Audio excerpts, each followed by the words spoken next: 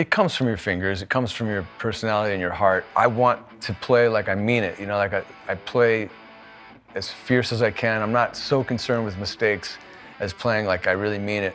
And I love melody, and I love, you know, vibrato. And for me as a kid, the guitar gave me confidence. It gave me a voice that I've always been a little quiet and shy. I don't have the greatest, you know, you'll be able to hear it when you see it online. I don't have the greatest talking voice or singing voice, but with the guitar, I feel more confident. It still feels that way. I still love it. I wake up every day. I can't believe I get to make a living and support my family playing 6 strings. You know, it's amazing. One of my sisters had Jeff Beck, Blow by Blow. That was really the first mind-blowing thing. And you know, on the cover, he's playing a Les Paul. And then Frampton Comes Alive. My little sister had Kiss and Queen and stuff like that. And I loved all of that stuff, and it made me want to play guitar. The Les Paul was the first guitar, but it was my second guitar. Because the first one was a copy of a Les Paul. I played this right here.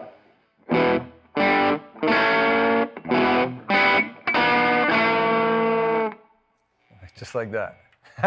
When I was a kid, there was, of course, a lot of different guitars out there, but a lot of my heroes were playing Gibsons and playing Les Paul specifically. I finally got a Gold Top, a 73 Deluxe. My sister's boyfriend was selling it. I never forget, I opened the case, and the first thing, I didn't look at the guitar, I just wanted to see the Gibson logo. And I saw it, I'm like, yes! My buddy and I went down to see Ozzy Osbourne play at this theater in Philadelphia. And when they came out, I was about as far away as you are from me to Randy. That guy smoked my ass so bad, it was unbelievable. And I stood outside talking to my friend going, I'm just freaked out, you know? When I got out of school, I moved to California, I moved to LA and started playing in clubs and you know, started getting noticed by people, and I felt like, okay, I'm doing something right. I met this kid at the Troubadour, and he called me and he goes, hey Doug, you wanna go see Randy's playing tonight at the Whiskey? He's gonna sit in with Kevin DuBro's band. And I said, Randy? Randy who? And he goes, Randy Rhoads. I go, you mean the British guy from Ozzy's band? He goes, he's not British, he's from Burbank, California. I used to take lessons from him. I was like, no way, dude. No way. And he goes, yeah. So we went down to the Whiskey, we go inside, we go to the upstairs, go to the backstage door, you know it, knock on the door, and a bouncer's like, what do you kids want? And at the top of the stairs, there's Randy. And he goes, hey, Eddie, come on, let those kids in, man, they're friends of mine. And I was walking up the stairs going, oh my God, that's him. Mind blown, you know? I've had an opportunity to play with all kinds of different amazing players. I always had at least 1 or 2 really nice Les Pauls in my arsenal, and I'd always record with it. People come to you and go, hey, try this, try that. You kind of go, oh, that's pretty cool, but I would always go back to my Les Paul. Something about it that, you know, you can try and reinvent the wheel, but it's still pretty much round, you know?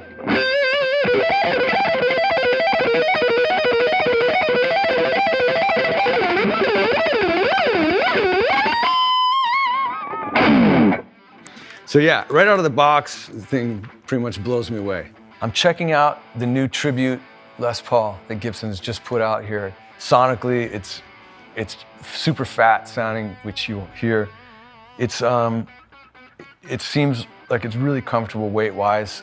I actually have a bad back from playing guitar all these years, and so this is a nice guitar for somebody that's not going to have that problem, you know, down the road. You might think if a guitar is weight relieved, it might lose some tone, but obviously it hasn't. Rosewood fretboard. Feels great.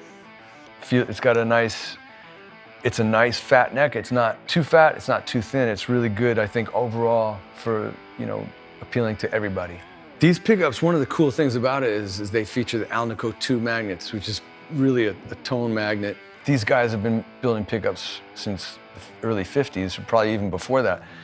And they've got it down. And these are the 490, this is a 490 rhythm and a 490 treble pickup. One of the coolest things is in the front pickup is the Les Paul was always known for that woman tone, that really kind of very fat, very woo sound, you know, that sustains and really warm. It's just a beautiful sound. That's why somebody named it the woman tone. And the back pickup has got killer bite to it. and tons of attack. And in between is a whole new thing. It's a whole different thing. You get those pagey tones and jazzy tones, different things that, you know, you don't always want to be on the back pickup or the front pickup. You want to sometimes mix it up. You know, obviously I'm a rock player, heavy rock or whatever, heavy metal or blues. But the thing that's cool about a Les Paul, it's always been, is that you can use it in so many different genres, you know, from blues, obviously, to metal, but then the jazz things, the different tones you can get out of it.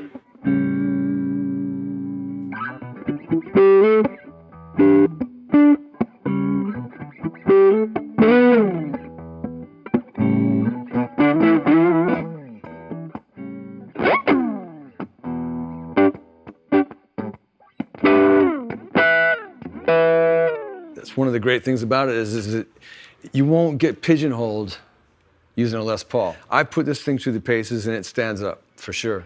So for anybody looking to get into a real Gibson, this is a great place to start, and quality all the way through, really good.